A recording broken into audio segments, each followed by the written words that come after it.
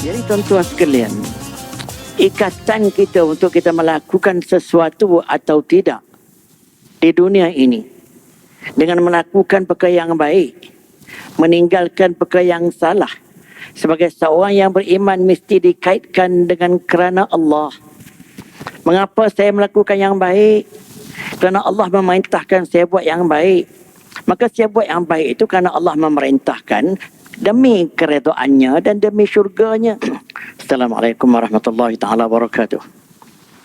Alhamdulillahirabbil alamin. Wassalatu wassalamu ala asyrafil anbiya wal mursalin wa ala alihi wa sahbihi ajma'in.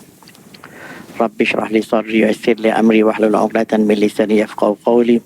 Subhanaka la ilma lana illa ma 'allamtana innaka antal alimul hakim. Tan Sri Nazir, tak tahulah ada tak ada. Datuk Nik Timbalan Nazir, Imam Ustaz Zuhairi, Bilal, AJK, Datuk-Datuk dan Datuk-Datuk sekalian. Terlebih dulu saya bersyukur kehadrat Allah yang telah mengizinkan saya untuk terus berkhidmat di sini. Dan berterima kasih juga kepada pihak pimpinan masjid, terutama Datuk Nik sebagai orang yang bertanggungjawab tentang dakwah ni, kalau tak silap saya lah. Dia telah memberikan saya satu slot tambahan tetap sebulan 2 kali lah. Sebelum ini satu tambahan tu iaitu minggu kelima. Dan minggu kelima tu setahun adalah 4 atau 3 kali. Ni dia bagi slot tetap 2 kali sebulan, iaitu pada Ahad kedua macam hari ini dan pada Sabtu keempat pada hujung-hujung bulan ini. Sebenarnya ini dalam beberapa tahun dulu saya dah memang 2 kali sebulan, tetapi telah diminta oleh pihak masjid untuk saya kurangkan, mungkin nak bagi kepelbagaian penceramah. Tapi kata diminta kepada saya balik dan saya bersedia, kerana yang mengajar tauhid ni ialah tak tahu ada tak ada, itu yang saya dengar. Saya menerima dengan besar hati dan saya minta ampunlah di atas kekurangan yang saya miliki atau terdapat di sana sini. Memang isu tauhid ini tak banyak orang berani menyentuh ataupun menguraikannya secara yang agak, nak kata ilmiah atau tidak, dia banyak kupasannya tu perlu dipahami. Dia lain kalau kita menuntut batal semayang, kita bilang lah gitu, ya tak? Rukun semayang gitu, kita bilang, kita tahu. Tapi kita sebut yang mencacatkan akidah, syirik. Nak kena syirik tu macam mana yang kata syirik ni? Ya tak?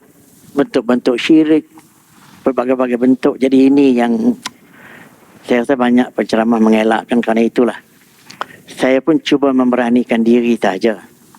Bukan kata saya pandai sangat bab itu, cuma saya memberanikan diri kerana saya yakin kehidupan kita ini bergantung sepenuhnya kepada keselamatan kita. Kita berada di atas kehendak tauhid. Cacat tauhid runtuh kesemuanya sebagai hamba Allah. Tapi kalau tauhid tak cacat, setakat ibadah tak berapa cantik, tak sah, ada maaf bagimu. Itu ringkasnya. Pada malam ini saya dah sentuh pada minggu lepas kaitan antara akidah dengan fiqh-fiqh ni, tapi sebagai sambungan pada malam ini saya cakap khusus mengenai satu perkara penting lah. Saya nak tanya lah, kita tak ambil rasuah tu apa sebab? Kalau saya tanya Tuan Haji Mansur lah, cuba Tuan Haji Mansur sebut apa sebab Tuan Haji Mansur tak ambil rasuah? Kerana rezeki tak halal. Ya, bagus. Dia jawapan ke arah mengapa kita tak ambil rasuah. Dia boleh jawab, saya tak nak SPR tangkap saya akan dipandang hina, saya akan didakwa, begitu. Tapi itu jawapan-jawapan itu masih bersandarkan kepada undang-undang manusia. Jawapan seorang yang beriman, saya tidak mengambil rasuah kerana Allah mengharamkannya. Faham tak? Manakala undang-undang melarang itu kebetulan. Jadi saya tak mencuri, tak merompak, tak menipu kerana Allah mengharamkannya. Jadi kalau benda itu selari dengan undang manusia, alhamdulillah. Kalau tak selari dengan undang manusia pun tetap saya patuh pada undang Allah. Misalnya kita kata beginilah. Mengapa awak tak pakai macam perempuan begitu begini? Undang-undang tak boleh tangkap kebebasan manusia. Tapi kerana saya takut hukum Allah kerana bersyubhah dengan orang perempuan. Tuhan larang LGBT dan sebagainya. Walaupun undang manusia tak pasti. Jadi tuan-tuan sekalian, ikatan kita untuk kita melakukan sesuatu atau tidak di dunia ini dengan melakukan perkara yang baik, meninggalkan perkara yang salah, sebagai seorang yang beriman mesti dikaitkan dengan kerana Allah. Mengapa saya melakukan yang baik? Kerana Allah memerintahkan saya buat yang baik. Maka saya buat yang baik itu kerana Allah memerintahkan demi keredaannya dan demi syurganya. Mengapa saya tak buat jahat? Allah mencegah saya jangan buat jahat kerana saya takut kepada seksanya dan saya takut kepada kemurkaannya. Itu jawapan seorang mukmin yang baik. Kalau setakat dia tak rasuah kerana takut tindakan disiplin, takut SPR, takut begitu, takut begini, banyak orang boleh mengelak daripada SPR, boleh mengelak daripada polis, boleh mengelak daripada income tax, banyak orang boleh elak. Tapi kiraman katibin yang berada di kirinya dia tak boleh elak. Ini asas kepada pegangan tauhid yang boleh membentuk tingkah laku seseorang. Di tajuk yang saya katakan petang-petang ini, maknanya dengan hint yang macam itu atau dengan preambel yang macam itu, maksud saya iman adalah menentukan perangai atau akhlak manusia yang beriman. Kalau kita nak tengok iman, kita tak nampak tengok imannya, kita tengok perangainya, kita tengok akhlaknya, kita tengok tingkah lakunya. Tak payah bertabik saya ni orang beriman, asalkan segala tingkah lakunya, perilakunya menggambarkan orang yang beriman. Ada orang saya kuat beriman lebih daripada awak lagi, tapi perangainya tak seperti orang beriman. Banyak yang macam itu. Jadi yang Tuhan nak, kita menterjemahkan keimanan kita itu ke dalam bentuk tingkah laku kita. Dan itu bahawa ada makna kita beriman kepada Allah, beriman pada hari kiamat, beriman pada akhirat, beriman kepada untung baik, untung jahat, beriman kepada syurga dan neraka dan lain-lain. Beriman kepada malaikat yang catat. Itu baru iman, itu mempengaruhi tingkah laku manusia. Setakat iman nak menjadi nama saya Ahmad bin Ali ataupun dalam IC-nya seorang Islam, itu tidak memadai. Maka sebab itu tuan-tuan sekalian, saya nak tegaskan lagi sekali, segala apa yang kita buat di dunia ini yang baik demi kerana perintah Allah, keredaannya dan syurganya. Segala apa yang maksiat yang kita elak demi kerana Allah, demi tegahannya, demi kemurkaannya dan demi nerakanya. Maka kesemua itu yang kita sebut kerana Allah. Itu maksud kerana Allah, tidak kerana-kerana yang lain. Walaupun dia mungkin, mengapa dia buat baik? Dia dapat reward, dia dapat pangkat, dapat kontrak, dapat berbagai-bagai, dapat pangkat. Mengapa tak buat jahat? Kerana dia takut SPR, takut polis, takut. Boleh yang itu. Tapi penggerak utama dia untuk melakukan yang baik dan meninggalkan yang jahat sebagai seorang mukmin, bukan yang itu. Penggerak utama ialah Allah yang Maha Esa. Itu pegangan tauhid. Itu yang patut kita tegaskan. Kalau yang itu putus, maka link antara kita dengan pencipta terputus. Ibarat kita pergi ke satu kawasan, coverage handphone kita tu tak dapat link, dia tak dapat sambung, internet tak dapat, soalnya gitu. Begitu tuan-tuan, boleh faham maksud saya? Jadi saya tegaskan lagi sekali, iman kita penentu tingkah laku kita. Jangan tingkah laku kita ditentukan oleh hal-hal keduniaan semata-mata. Saya tak nafikan kita takut kepada SPR, kita takut pada tindakan disiplin, kita takut kepada orang marah. Tak apa, itu manusia, kita bukan robot. Tapi jangan penggerak ke arah nak buat baik kerana janji nak dapat kontrak, nak dapat pangkat, janji begitu begini, udang di sebalik mi, di sebalik batu, macam-macam istilah. Tak buat jahat kerana malu ke orang, takut orang marah, takut didetek oleh SPR. Jangan setakat itu, tak memadai setakat itu. Itu sekular macam itu. Kalau kita katakan orang sekular yang tak beriman kepada Islam lah, Dia juga tak mencuri, dia juga tak merompak, dia juga tak ambil rasuah. Apa beza kita, dia tak ambil rasuah dengan kita yang tak ambil rasuah? Kalaulah setakat dunia, dia tak ambil rasuah kerana mungkin takut kepada SPR, takut pada dakwaan. Tapi kita tak ambil rasuah kerana takut kemurkaan dan seksaan Allah. Dia buat jamuan, dia buat baik, dia bagi derma, dia bagi apa semua yang bukan Islam. Kerana apa? Kerana dijanjikan nak dapat kontrak atau nak dapat pangkat atau lain-lain. Tapi kita buat baik kerana dijanjikan oleh Allah pahalanya, keredaannya dan lain. Jadi ini dua bentuk manusia yang berlainan di dalam tingkah laku kita sebagai manusia yang beriman. Pegangan ini jangan loose walaupun di mana juga kita berada dan dalam suasana mana juga kita berada. Pegangan macam itu mesti tetap macam itu. Bahkan waktu tidur pun kita nak jamin kita lena di dalam beriman. Tuan-tuan sekalian, bagi orang yang beriman macam ini, yang menguasai tingkah lakunya sama dia buat baik atau dia tinggal buat jahat, kerana dia tidak dikeranakan dengan kerana-kerana yang lain, dia dikeranakan dengan kerana-kerana Allah.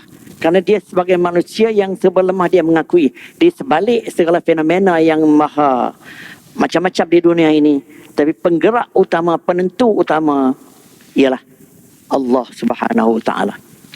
Kalau bukan kerana dia nak bagi derma pun tak jadi.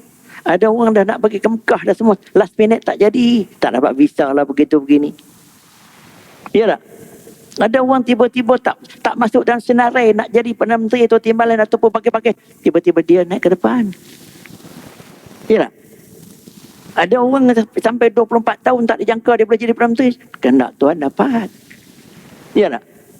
Saya tak sebut siapa-siapa dia. Dia refer boleh kepada semua makhluk.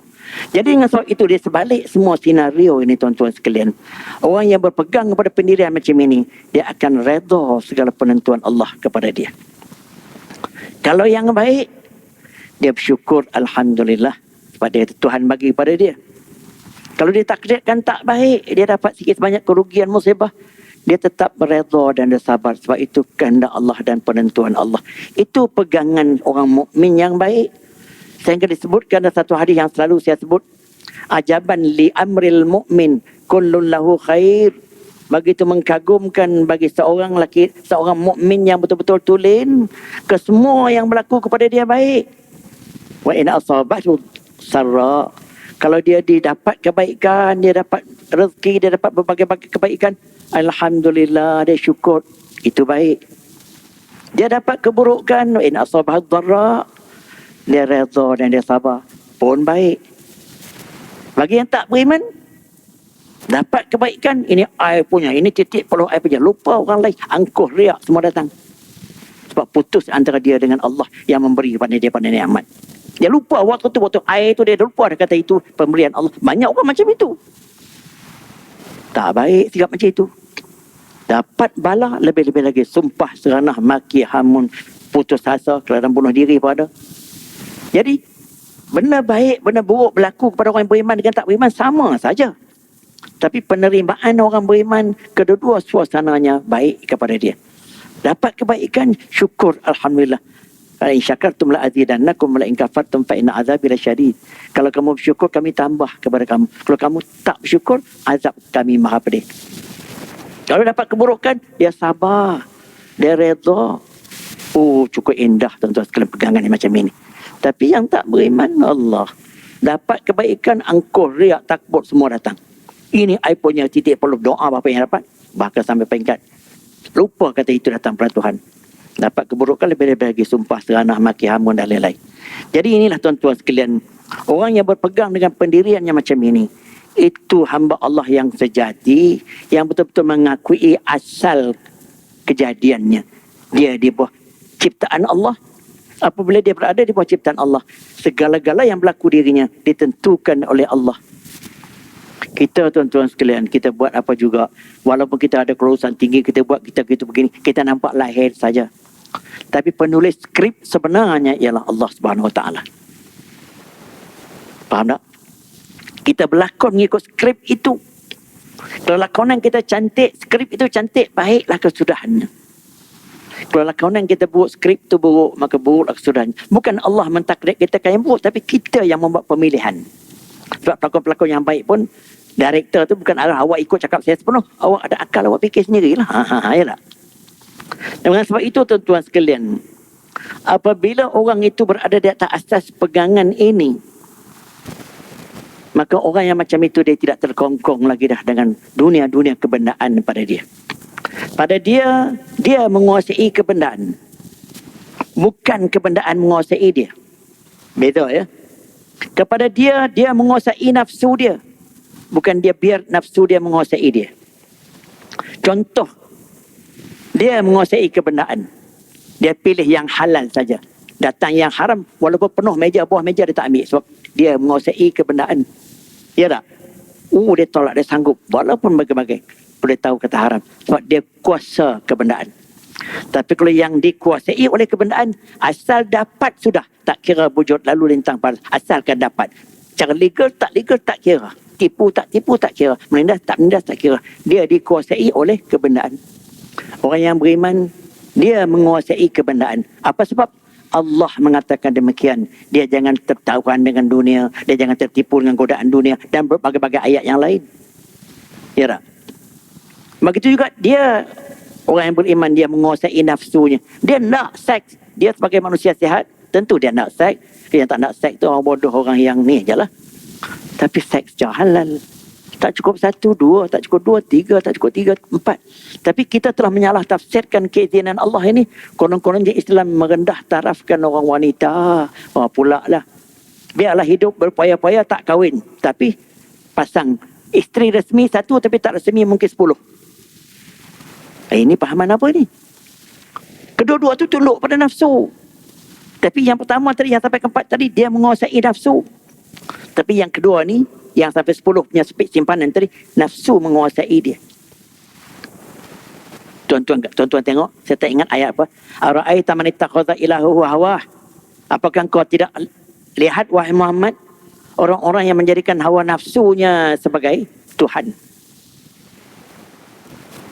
Sehingga Tuhan kata, orang yang macam itu telah menjadikan nafsu sebagai Tuhan. Itu yang kita katakan, bertuhankan nafsu. Dia tunduk kepada kehendak nafsu. Jadi kebendaan-kebendaan lain begitulah. Dan inilah tuan-tuan sekalian, persimpangan mewujudkan dua identiti yang berlainan. Antara manusia yang beriman dengan manusia yang tidak beriman. Maaf. Maka dengan sebab itu, kitalah nak pilih. Saya cakap betul-betul tuan-tuan sekalian lah. Dengan pegangan yang macam ini, saya tak pernah rasa cemburu sedikit pun kepada mereka-mereka yang nampak berjaya, nampak kaya raya, tapi kita ragui latar belakangnya. Ataupun kita tahu latar belakangnya tak elok. Sikit pun tak rasa jealous, tak rasa cemburu di atas kekayaannya.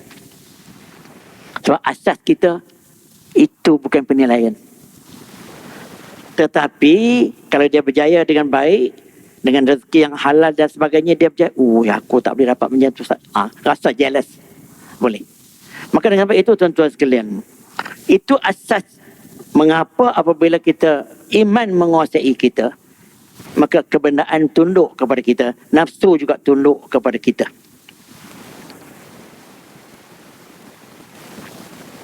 Oleh sebab itu tuan-tuan sekalian, bagi orang yang beriman macam ini, segala perilaku yang lahir daripada dia dengan pilihan dia.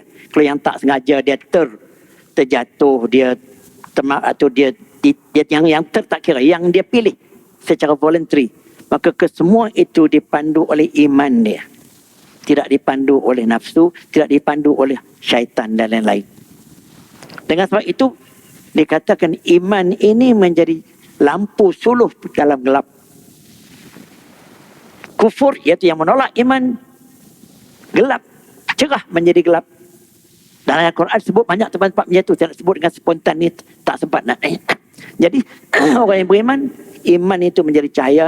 Yukhrijuhum minadh-dhulumati ila nur, yang mengeluarkan mereka daripada gelap. Gelap itu kesesatan hidup kepada cahaya. Manakala yang tak beriman, yukhrijuhum minan-nuri ila dhulumat, mengeluarkan mereka daripada cahaya kepada yang gelap. Tuan-tuan tengok, kalau ilmu saja, kalau cerdik pandai saja boleh mengatasi masalah tanpa iman, tanpa petunjuk Allah. Tuan-tuan tengok, Yang duk menyeleweng berbagai-bagai rasuah, berbagai-bagai penipuan tu orang cerdik ke orang bodoh. Bukan setakat cerdik, ada ijazah pula lagi. Kalau ilmunya, kepakarannya, kecerdikannya, orang itu yang paling selamat sebab dia cerdik. Tapi cerdik itu digunakan untuk menipu. Cerdik itu digunakan untuk menyeleweng. Cerdik itu digunakan untuk menindas. Sebab dia bukan dipandu oleh iman, tapi dipandu oleh fikirannya yang subjektif, yang banyak berpandukan kepada syaitan. Jadi dengan sebab itu tuan-tuan sekalian, kalau tuan-tuan tengok gabungan antara iman dan tingkah laku ini, tuan-tuan tengok, dalam Al-Quran tidak kurang daripada 70 tempat yang Tuhan gabungkan antara beriman dengan perbuatan baik. Amanu wa amilus salihat. Mereka beriman dan mereka buat baik. Itu secara plural. Secara singular, amana wa amilus salihan. Dia beriman dan dia berbuat baik. Tak pernah terpisah dalam keadaan begitu. Bermakna tidak ada makna Allahu Akbar. Saya pakai lebih sikit hari ini. Pagi petang. Tidak ada makna kalau seorang tu beriman tak buat baik. Kalau beriman tak buat baik di segi hukum tauhid, orang panggil apa? Fasik. Iaitu percaya tak buat, tak beramal. Manakala dia beramal tetapi bukan kerana dia percaya tapi nak tunjuk pada orang. Macam saya bagi contoh selalu, di rumahnya tak solat tapi balik rumah bapa mentua, mak mertua solat. Sebab bapa mentua, mak mertua tu ustaz misalnya. Maka solat tu untuk pelis mak bapak dia, mak bapak mentua. Jadi itu juga buat baik. Tapi buat baik nak menunjuk pada orang. Hipokrit, munafik. Kedua-dua itu 2 kali 5, 5 kali 2. Yang beriman, segala yang dia buat baik, dia meninggalkan yang jahat, dia melakukan yang buat baik, semua dicetuskan oleh iman dia. Iman yang saya telah hurai di awal tadi. Maka gabungan di antara 2 ayat, amanu wa amilus salihat, terdapat dalam 70, tak kurang daripada 70 tempat dalam Quran. Saya bagi antara contohnya, tuan-tuan rujuk. Yang pertama surah Al-Bayyinah, surah Lam Yakun yang selalu kita baca itu. Ayat 7. Innal ladzina amanu wa amilus salihat ulaika hum khairul bariyah. Orang-orang yang beriman dan buat baik. Ini ramai ni. Mereka-mereka yang beriman dan buat baik, mereka itu makhluk terbaik di muka bumi. Khairul bariyah ni mana sebaik-baik makhluk, sebaik-baik makhluk lah kita kata di sini, bukan saja manusia termasuk jin, syaitan dan lain-lain. Ayat yang kedua Al-Baqarah 25. Wa basyiril ladzina amanu wa amilus salihat anna lahum jannat. Bagilah khabar gembira wahai Muhammad kepada mereka-mereka yang beriman dan buat baik, bagi mereka syurga-syurga ganjarannya. Dan Tuhan sebut lagi dalam ayat surah Al-Kahfi yang kita baca selalu malam Jumaat atau hari Jumaat tu. Innal ladzina amanu wa amilus salihat inna la nudhi'u ajra man ahsana amala. Sesungguhnya mereka-mereka yang beriman dan buat baik, kami sekali-kali tidak mensia-siakan ganjaran untuk orang-orang yang berbuat baik. Bermakna digabungkan antara beramal dan buat baik ni ibarat aur dengan teping. Ibarat apa? Yang tak boleh dipisahkan. Tak boleh ada iman saja, tak ada amalan, fasik nama dia. Tak boleh ada amalan saja tapi tidak beriman, itu nama hipokrit atau munafik. Yang mesti wujud beriman dan, bukan atau, beriman dan beramal, barulah dia jadi mukmin yang tulen. Jadi orang mukmin kena berada beriman dan beramal. Bagi orang fasik, beriman tapi tak beramal, tak tahu dia beriman atau tidak sebab dia tak beramal. Mana bagi yang munafik pula, nampak baik, nampak beriman tapi hipokrit, hatinya tak percaya. Jadi kita ukurlah kita berada di mana. Cara pengukurannya, sejauh mana aku buat tadi kerana Allah atau kerana manusia. Itu saja, mudah. Kena tanya diri banyak. Kalau mungkin kerana Allah tu ada, tapi peratus kerana Allah tu berapa? Atau peratus kerana manusia tu lebih? Itu bukan ukur juga. Di situ untuk meningkatkan yang mana mereka penuh, yang mana mereka sikit. Macam doktor kalau dia pergi tanya kita, Encik sakit. Kalau mereka 10, berapa lagaknya?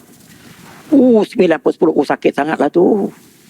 Dia kata dalam 3/10. Kurang sakit, baliklah. Ambil pil Panadol cukup lah.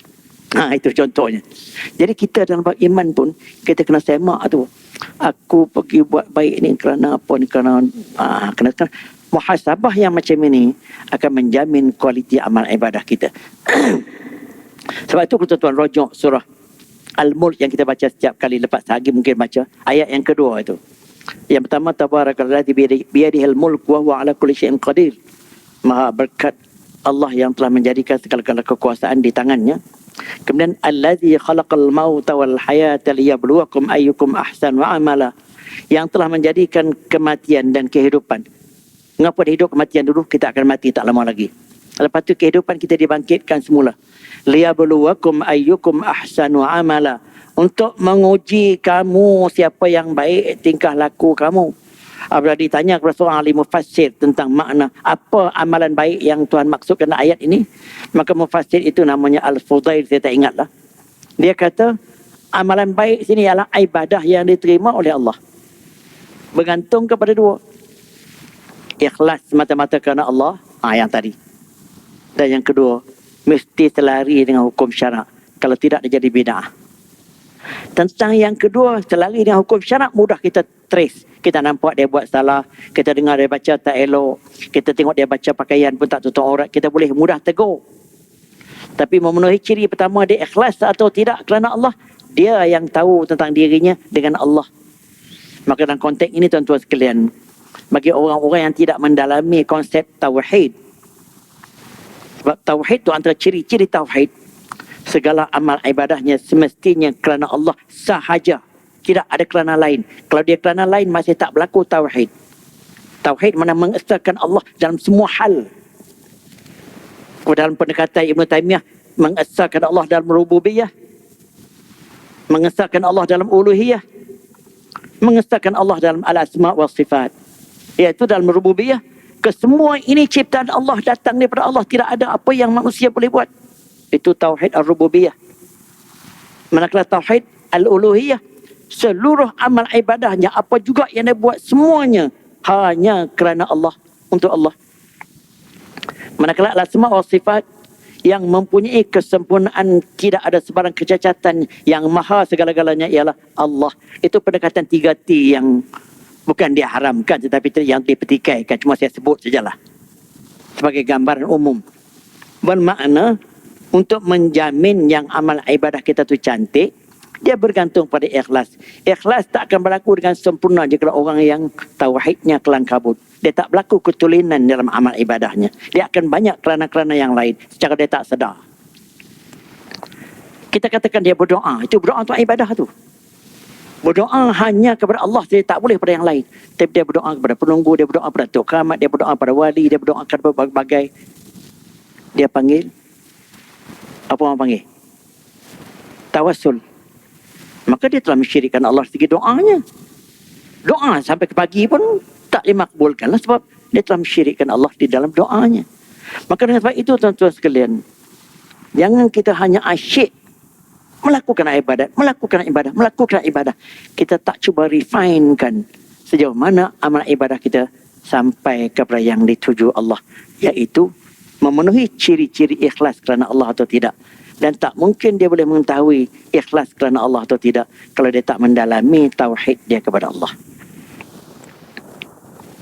Saya nak sebut satu hadis ni tuan-tuan sekalian yang agak sensitif. Hadis ini memang menyentuh jugalah kaitan antara orang beriman dengan buat maksiat ni.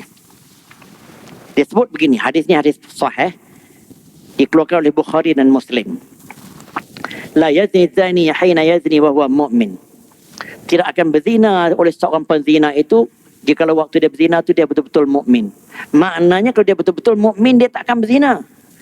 Kalau dia berzina juga, maknanya tak beriman dah waktu tu. Kalau dengan sengaja lah dia berzina. Kalau macam perempuan yang dirogoh tadi, bukan dia sengaja. Laki-laki itu misalnya. Jadi kalau orang yang betul-betul mukmin, dia tak akan sengaja berzina. Kalau dia berzina juga waktu tu, kemungkinan imannya, ikut hadis ini, jatuh. Tapi ada tafsir yang panjang. So, iman boleh jatuh dengan banyak lagi. Tapi itu sipi-sipi berbahaya. Betapa pentingnya hubungan antara iman kita dengan amal kebajikan ataupun maksiat yang kita buat. Lepas tu disebut, wala yasriqu sariqu hina yasriqu wa huwa mu'min. Tak akan mencuri oleh seorang pencuri itu jika waktu dia mencuri itu dia betul-betul beriman. Maknanya kalau dia mencuri juga dalam keadaan tidak terpaksa, tidak terdesak, dia mencuri juga, kemungkinan imannya jatuh. Waktu dia boleh mencuri. Melainkan kalau dia tak tahu, dia jahil je lah. Takkan nak bodoh sampai macam mana yang mencuri itu haram. Nak kena masuk universiti ke? Itu satu hal. Yang ketiga disebutlah hadis ini. Wala yashrabul khamra haida yashribuha wa huwa mu'min. Orang ini juga tidak akan meminum arak sama sekali. Jikalau pada waktu dia sengaja meminum arak tadi, kalau dia beriman. Bermakna conclusion daripada hadis ini, seseorang yang betul-betul beriman, dia tak akan buat dosa-dosa besar begitu. Dosa-dosa kecil yang orang tahu dia panggil al-lamam atau al-lumam ini tak dapat elak lah, macam makruh, macam dia ialah dosa kecil terlewat semayang apa semua sikit sebanyak. Tapi kalau buat dosa-dosa besar macam ini dengan keadaan dia sengaja dan tidak ada apa-apa sebab yang membolehkan, maka imannya berbahaya, tuan-tuan sekalian. Itu sebagai contoh. Jadi kalau orang yang bergelumang dengan maksiat-maksiat tu, tak kira dosa besar, dosa kecil tu, sedangkan dia tabiat dada ketika beriman tu, macam mana ceritanya tu? Tuan-tuan boleh fikir sendirilah. Maka dengan sebab itu, tuan-tuan sekalian, satu perkara lagi dalam bab ini yang saya nak sentuh ni. Ada sekarang ni pendapat-pendapat dia kata begini, minyak dengan air tak bercampur. Dia kata dia solat tapi kelab dia pergi, dia minum tapi solat dia tak nak tinggal. Apa masalahnya? Bahkan ada orang pernah tanya saya, orang macam ni masuk syurga tak Ustaz? Saya kata lepas dia masuk neraka, tidak masuk syurga lah balik kalau imannya masih ada. Sebab itu orang lama kata gitu. Habis tempoh masuk neraka tu, masuklah syurga balik. Oh, dia kata tak apalah, akhirnya masuk syurga juga. Tuan-tuan tahu tak? Panasnya api neraka tu 70 kali ganda daripada api kita ni. Saya jangan kata nak masuk sampai setahun, 2 tahun, nak masuk setengah second saya tak nak. Tak boleh nak bayangkan bagaimana panasnya api neraka itu 70 kali ganda. Tapi ada orang boleh kata gitu je. Tak apa Ustaz, dia masuk dulu, lepas tu dia keluar, masuk syurga pula. Oh, punya bargain dengan Tuhannya. Jadi kalau macam tu punya sikap, seolah-olah kepanasan dan keazaban api neraka tu boleh dikompromi, soalnya gitu. Jadi cara kita nak mengelakkannya daripada api neraka, kita bukan maksum. Yang maksum ni nabi-nabi je. Maka kita kena banyak beristighfar, banyak bertaubat. Dia kalau Tuhan terima taubat kita, Tuhan terima istighfar kita, kita mati dalam tauhid yang elok, semua dosa-dosa itu tak ada. Itu maksudnya. Maka dengan sebab itu, kalau orang mengatakan minyak dengan air tak bercampur, dia buat juga maksiat. Maka di sini timbul persoalan imannya. Sejauh mana iman tadi betul-betul menghalang dia daripada perbuatan maksiat. Tuhan sebut, inna salata tanha 'anil fahsya'i wal munkar. Ayatnya saya tak ingat.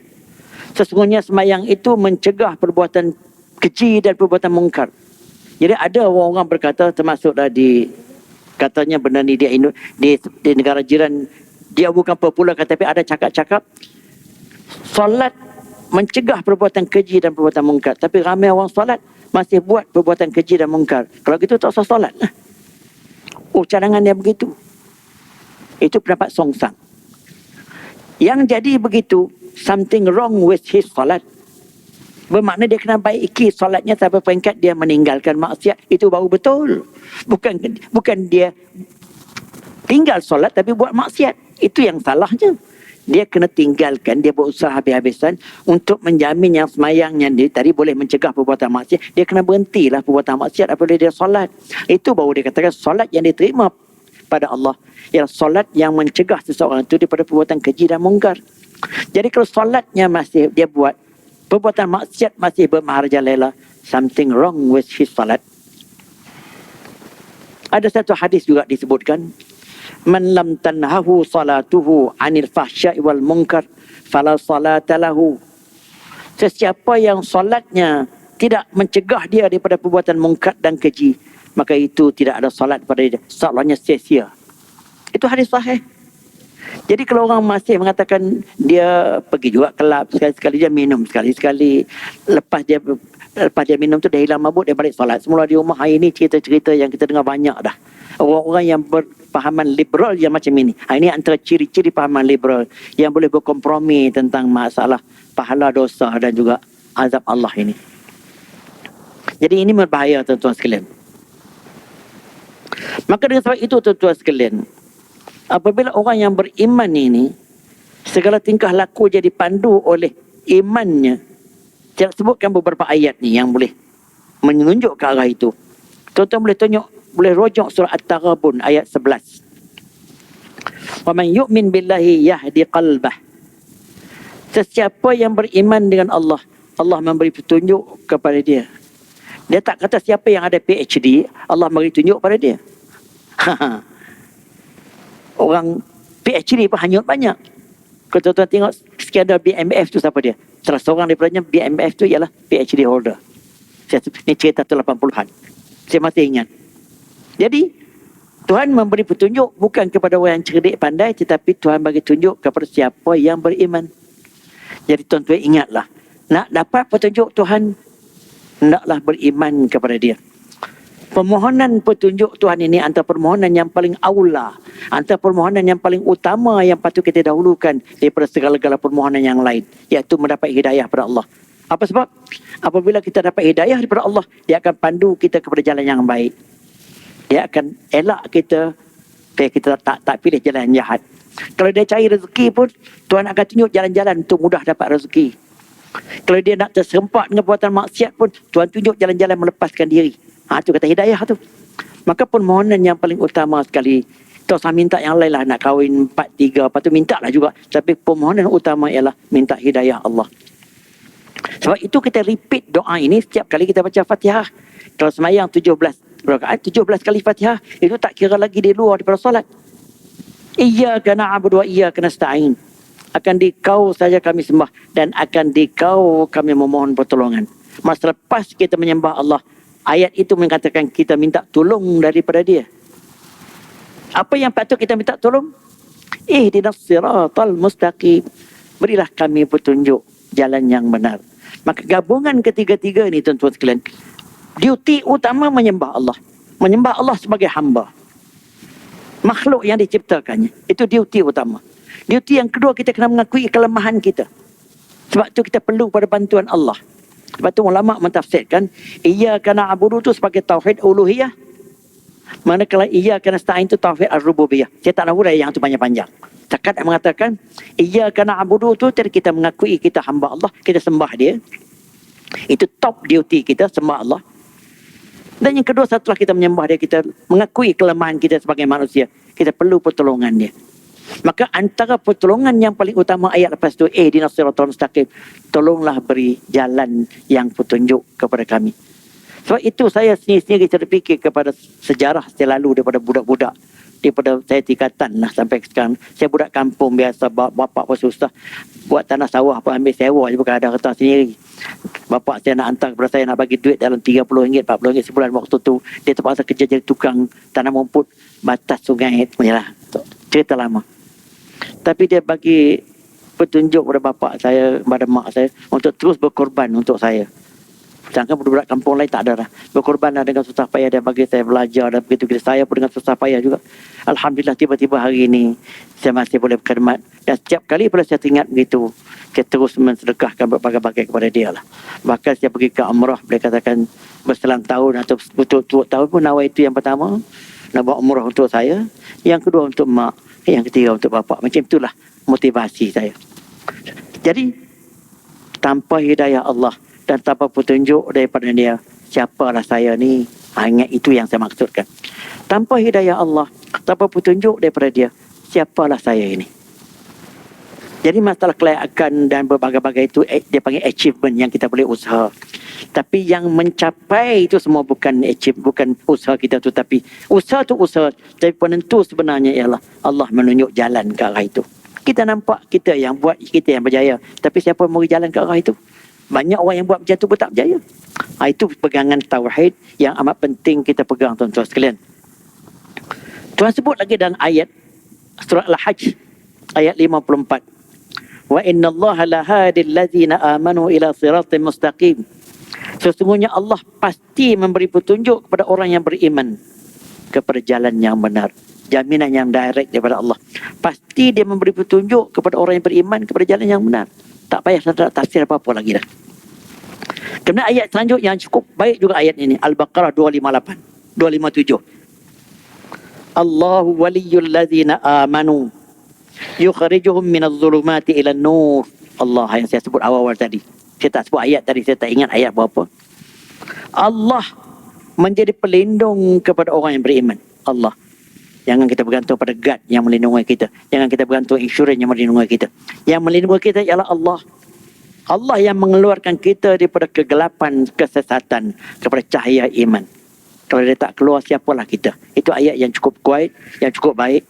Kita bergantung kepada perlindungan Allah dan dia menyelamatkan kita dengan mengeluarkan kita daripada kegelapan kesesatan kepada cahaya iman. Bahkan sebagai poin terakhir saya pada malam ini,